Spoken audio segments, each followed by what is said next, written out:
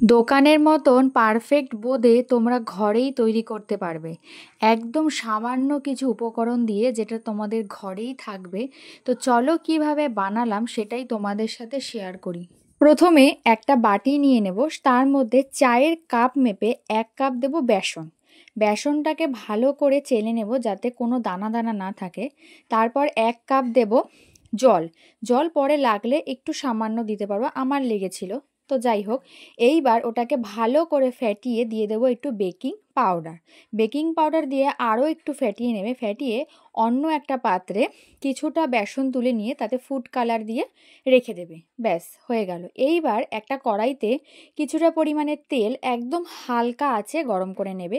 তারপরে তোমরা দেখো যে আমি হাতার সাহায্যে কি সুন্দর দিয়েছি, আর বুন্দিগুলো একদম টোপা টোপা হয়ে ফুলে গেছে। তারপরে ওই হাতার সাহায্যে যে ফুড কালার দিয়ে গুলে রেখেছিলাম বেসনটা, সেটা দিয়ে ভেজে নেব। দেখো আগেরটার তুলনায় এটা কিন্তু কতটা দেখতে সুন্দর লাগছে।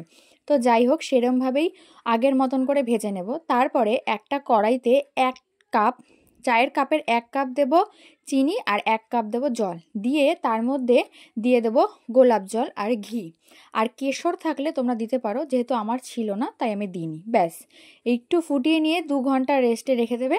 তৈরি হয়ে যাবে একদম ঘরের তৈরি বোঁদে। খেতে কিন্তু অসাধারণ হয়েছিল। ভিডিওটা ভালো লাগলে লাইক কমেন্ট শেয়ার করে